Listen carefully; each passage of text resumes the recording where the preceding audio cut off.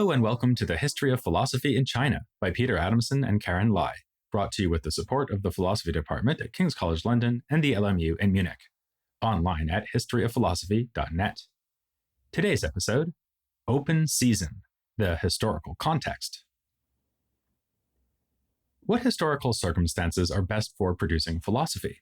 The answer might seem obvious: a period of peace, stability, and prosperity, enabling intellectuals to retire to their studies and contemplate higher truths without political or economic troubles to distract them. But perhaps that just breeds complacence and conservatism. Disruption could actually be helpful by inspiring innovative and groundbreaking ideas as new solutions are proposed to deal with pressing problems. On the other hand, total chaos doesn't sound like a great recipe for careful reflection either. What we're looking for is probably a situation where events are unstable enough to provoke serious reflection without causing such devastation that no one has sufficient composure to engage in that reflection. The history of philosophy in Europe might support that hypothesis. Plato was a privileged aristocrat writing in the wake of the Peloponnesian War, and about 2 millennia later, the scholars and scientists of the Enlightenment were reacting to the wars of religion. Further east, the story of the Buddha encapsulates the point in a single anecdote. He lived much of his life as pampered royalty and was only led to philosophical reflection after venturing beyond his palace walls and being confronted with illness and death. Yet there is no better illustration of philosophy as an elite reaction to unsettled times than classical Chinese philosophy. Several of its characteristic movements emerged in a period whose name says it all, the time of the Warring States, or Jianguo, which runs from 481 to 221 BCE. With this designation, historians are picking out a 2.5-century era as one of conflict and disunity, and tacitly contrasting it to what came before and after. Let's start with a traditional account of what came before. The part of modern-day China we're concerned with here is really only the area around the Yellow River. The period of political rule, known as the Shang dynasty, lasted from about 1600 BCE until the middle of the 11th century BCE. We won't have much to say about that period on this podcast because it produced so little surviving literature. Around the year 1045, the Shang were displaced by the Zhou dynasty, also called the Western Zhou, for reasons that will become clear in a moment. Depending on what you're willing to count as philosophy, it is already in this very early period that we start to see the emergence of philosophical texts. In particular, 2 texts that were important for the history of Chinese philosophy were set down in their original forms in the time of the Western Zhou: the Book of Odes, or Shi Jing, and the Book of Changes, or Yi Jing, which we already discussed last time. Its concern with divination points us even further back towards archaeological evidence about divination practices under the Shang dynasty. Here, we should caution you that dynasties were not unified in the way you might expect, in that a period like the Shang does not designate sustained rule by just one extended family or royal house. Rather, power changed hands within each so-called dynasty. As these dynasties changed hands, the replacement of one with another was explained in terms of the mandate of heaven being passed from one to the next, due to the previous ruler's moral failures. With this caveat, it is still handy to try to remember the traditional names and dates of these dynasties. If all the dates are too much, you might just try to remember 770 BCE. It was then that a civil war between 2 successors to the throne was settled, resulting in the move of the Zhou court eastward to Shangzhou, near present-day Luoyang. With reference to this geographical shift, historians distinguish the earlier Western Zhou from the Eastern Zhou, whose run goes all the way from 770 to late in the 3rd century BCE. That sounds like a remarkable achievement of long-lasting and stable governance until you notice that this time span includes the aforementioned Warring States period. In fact, the time of the Eastern Zhou is subdivided into 2. Firstly, the so-called Spring and Autumn period, Shunqiu, and then secondly, the Warring States. Although the last king of the Zhou dynasty was deposed and killed only in 256, during both the Spring and Autumn and Warring States periods, effective power slipped away from the kings to theoretically subordinate vassal states, these being the states that did all that warring with each other. The result was a breakdown in the feudal structures of the Zhou state, an increasing influence for the highly placed ministers who worked to advance the interests of their own individual states. One such minister was Shang Yang, whose ideas later helped his own state, the Qin, to rise to power. Eventually, the Qin, whose name may be the etymological root of our English word China, would attain unchallenged supremacy, but only briefly. As an imperial dynasty, it survived only from 221 to 206 BCE, about the same length of time that the History of Philosophy podcast has been running. Xiangyang's proposed reforms included a new system of taxation and integration of the peasantry into the army. He's also blamed for helping to inspire a code of savage punishment that would be imposed under the Qin, which meted out execution and bodily mutilation for a range of infractions. Writers of the Han Dynasty, which succeeded the Qin, polemically blamed their political predecessors for the draconian nature of their regime, and argued that it was this that led to the dynasty's speedy fall after finally prevailing over the other warring states. In fact, though, the Qin laws were largely maintained under the Han. But what matters for us is not whether Xiangyang was admirable or brutal. It's the fact that he exemplifies a new class of politically engaged intellectuals called the Xu, scholars and men of service, who were the authors of many practical, political, and philosophical works in the period. One of them was the man we will, as we said in episode 1, call by his Chinese name Kongzi, meaning Master Kong. You may know him better under the Europeanized name Confucius. He never rose to become a ruler in his own right, which is a shame because then we could call him King Kong instead of Master Kong. But our texts do show him being sought out by rulers as a source of wisdom on such topics as ritual practice and political decision-making. In one anecdote, the Duke of Wei asks his advice on military tactics, but is met with the response, "I know about sacrificial vessels, but not armor and weaponry." After ending the interview with this polite but unhelpful response, Kongzi remarked, "A bird chooses its tree, but how can a tree choose its bird?" This alludes to the possibility that some scholars were free agents who moved from court to court, seeking leaders with potential for virtue and success, or, failing that, just a leader who would offer them a job. We see this in Kongzi's own career. After serving as minister in the state of Lu, he was exiled and spent years as an itinerant sage hoping to find a morally receptive patron. The link between political engagement and maintaining critical detachment from existing norms is expressed in many classical Chinese texts. We heard in episode 2 that not only is it important to reflect critically on society's norms and practices, the exercise of moral discretion is a capacity of Confucian sages. For instance, one of the main Confucian works of the Warring States period, the Shunzi, is dismissive of acting simply in customary ways. In the Shunzi, custom refers to any set of beliefs and practices a society just happens to hold. This text offers the following classification of people in terms of the way they relate to customary practices. The common people unquestioningly follow custom. The lowest rank of scholar does not deviate from following good models. The more accomplished scholar not only follows good models but seeks to cultivate and improve himself, and the true sage cultivates himself according to the 100 models of the sages, modifying them as needed, responding to the changes of times as easily as counting from 1 to 2. Of course, Confucian texts present Kongzi himself as the most ideal of sages, even if he didn't always have an easy time getting rulers to recognize it.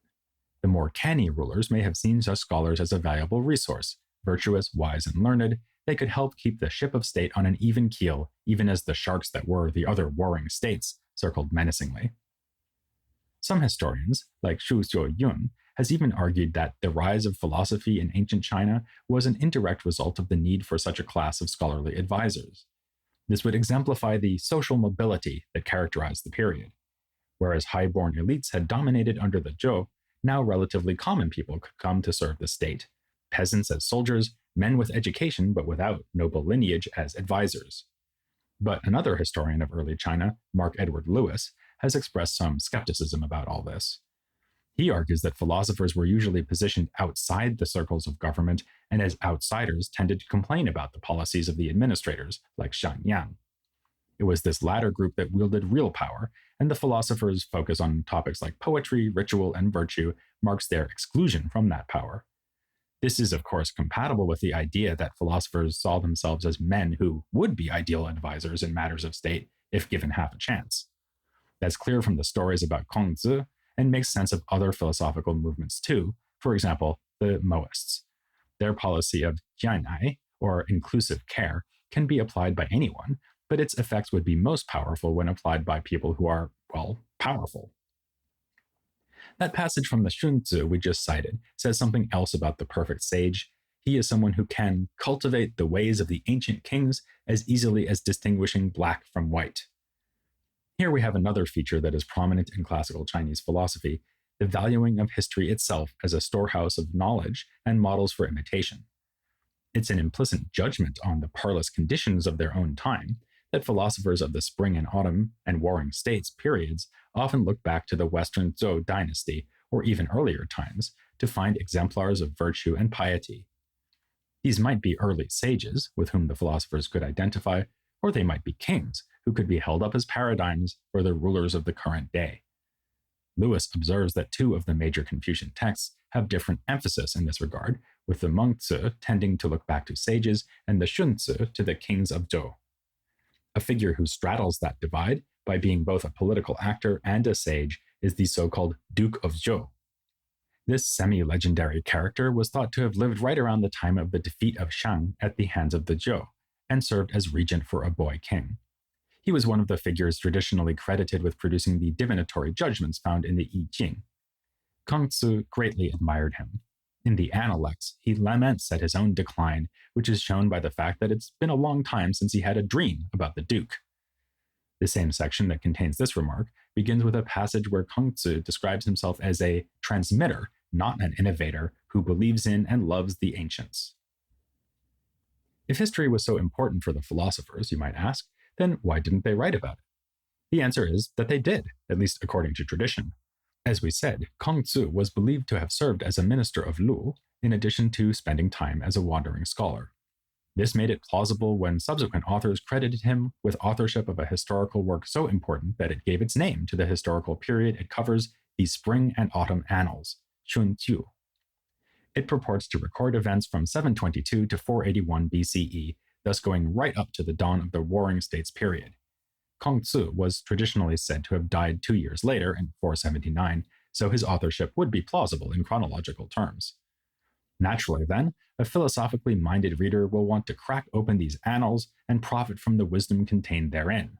But such a reader is likely to be disappointed. The work consists entirely of bluntly factual statements that record political, religious, and natural events. Here are some entries about the year 645, which we've chosen more or less at random to give you a feeling for the style. Gong Sun Ao, commanding an army, together with grand officers of the other feudal lords, marched to the relief of the state of Shu. In the summer, during the 5th month, there was a solar eclipse. In the autumn, during the 7th month, the armies of the states of Qi and Qiao attacked the state of Li. During the 8th month, there was a plague of locusts. During the 9th month, the duke returned from the meeting. The youngest daughter took her place in the state of Zheng. Can we really believe that the great Kongzi would have written something this boring?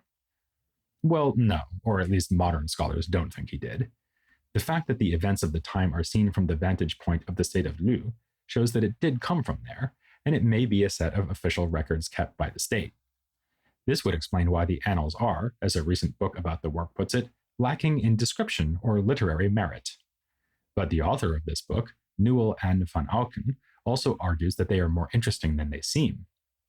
The terse style is misleading because it suggests a degree of neutrality or objectivity, whereas in fact, the compilers of the record are quietly communicating messages through such features as word choice, and of course their selection of what to include and what to leave out. For van Auken, the primary concern of the spring and autumn is hierarchy, something she illustrates with the words used when someone in the narrative dies. There are 3 different verbs for dying in the annals, which vary not in terms of how someone died, as we might distinguish between passing away and being killed, but in terms of the rank of the deceased person. Thus, Zhou rulers get 1 word, Lu rulers and their wives another, and everyone else a third.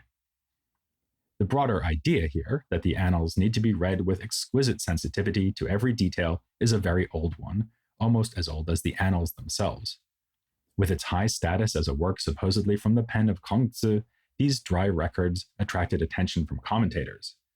This is a pattern we'll be seeing again and again, and one that echoes the development of philosophical literature in other cultures, including ancient India and Greece. Early texts were often nearly impenetrable. At the most basic level, they used antiquated language, and even once that hurdle was cleared, they tended to be compressed and elusive in meaning. So it was commonly stated that a canonized or authoritative text was in need of a commentary. Here in China, the canonical text is called Jing, which conveys the meaning of weaving, and the commentary is called Juan, meaning the delivery of a message. In the case of the Annals, there were a number of significant commentaries, of which we'd like to discuss two, the Gongyang Chuan and the Zhuo Chuan. The Gongyang commentary is named for Gongyang Gao, a scholar of the Warring States period, but it was set down by one of his descendants early in the Han Dynasty. Similarly, the Zhuo Chuan is named after its purported author, in this case Zhuo Xunming, who was an associate of Kongzi himself. The story goes that Zhuo was worried about the possible disappearance of historical knowledge that was being transmitted orally and took the trouble to write it down. Much later, a Han imperial archivist promoted the Zhuo Chuan as the most valuable commentary on the Annals, and it was duly canonized as such. Here it's worth pausing to notice how the Han period forms a kind of filter for our knowledge of earlier texts. As shown with the case of the commentaries on the Annals, it was often Han scholars who produced the versions of these texts that survived down to the present day, and it is they who selected what was important enough to survive. We'll say a little more about this canonizing function at the end of today's episode. But first, let's look at these two commentaries on the Spring and Autumn Annals. They are markedly different in style. Like the Annals themselves, the Gongyang commentary is terse and compressed, as it offers mostly very brief answers to questions a reader might have while going along through the text. The Zhuo Chuan is more expansive and elaborates on the source text by offering additional stories and reflections. But the commentaries have several assumptions and concerns in common. First, the Annals are indeed carefully written and pregnant with meaning.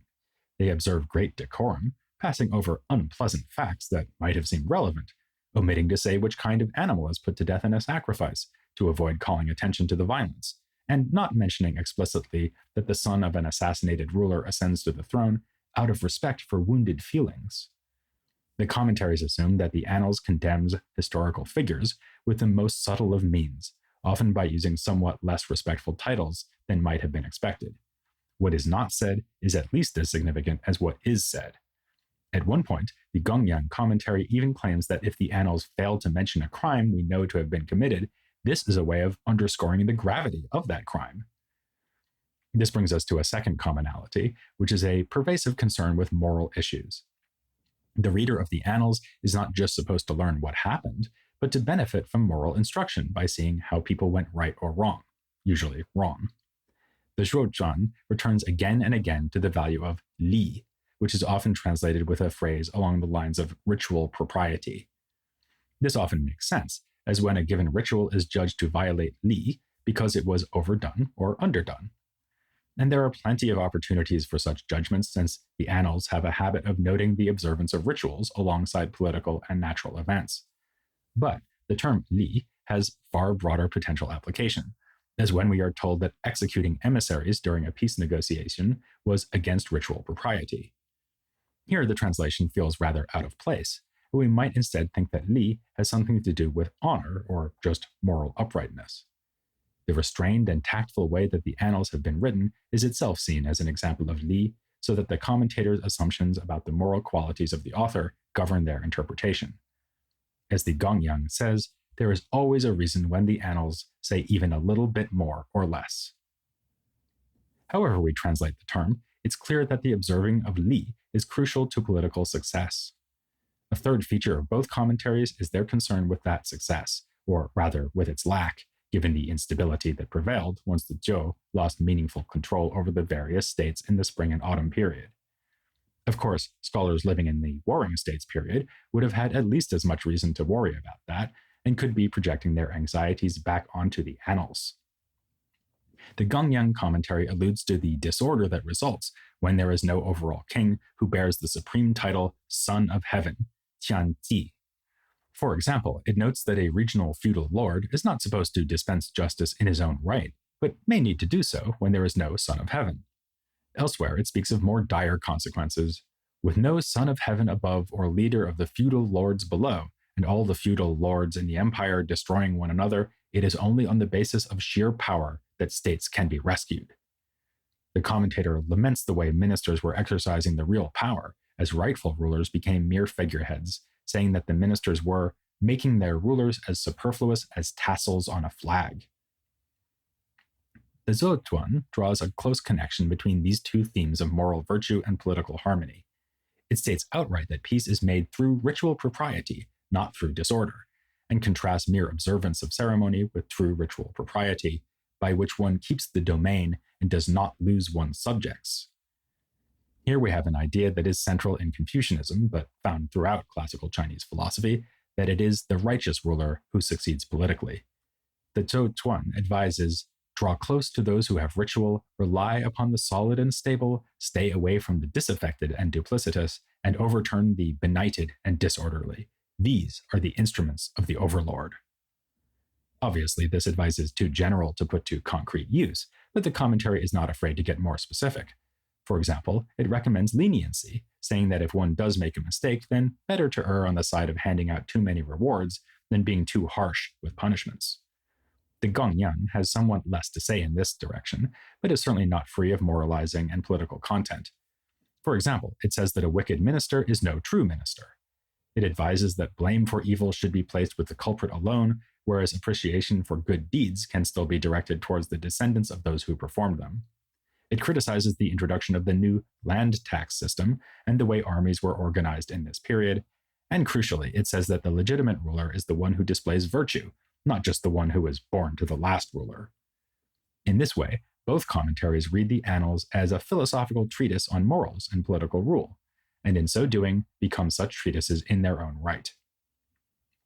So, here at the start of our journey through classical Chinese philosophy, we're already discovering that there is philosophical material to be found beyond the works that would first leap to mind, the ones by authors like Kongzi, Mengzi, and Xunzi in the Confucian tradition, Mozi, the founder of Moism, and key figures of Taoism beginning with Laozi. In fact, the identification and organization of a canonical list of philosophical schools is itself a product of ancient Chinese history. It was scholars of the Han period, and especially Sima Qian in his Record of the Historian, or Xu Ji, written around 90 BCE, who laid down a list of so-called schools that emerged in the time of the Eastern Zhou. You may run across the idea that there were 100 such schools. Inevitably, we are going to follow their lead to some extent by covering Confucianism, Moism, Taoism, and other traditions besides, for instance, the legalists, or Fa group of thinkers, and the school of names, Mingjia. But you should be aware from the very start that the assigning of individual thinkers to schools, jia, defined in terms of consistent bodies of doctrine, is a retrospective reconstruction, and one that emerged within its own ideological context. In assessing this historiographical tradition, it's relevant to know that as a Han thinker, Sima Qian wanted to stress the fractured multiplicity of political life and thought in the Warring States period, in contrast to the harmonious unity that had been achieved by the Han. So, the Spring and Autumn Annals are not alone in having tacit messages to convey. That's something every historical work does, including every work on the history of philosophy. With that warning in mind, we'll continue to provide you with our own, necessarily partial view of the history of classical Chinese philosophy. Soon we'll be looking at texts whose core elements are even earlier than the Spring and Autumn Annals. But before that, we want to spend an episode on the more basic question of what even counts as a text in this historical period. How and in what context were classical Chinese writings produced? Why were they preserved? What were they even writing on? Fortunately, quite a bit of ink has been spilled on these topics in the form of scholarship that we've consulted in order to bring you the next episode of The History of Philosophy in China.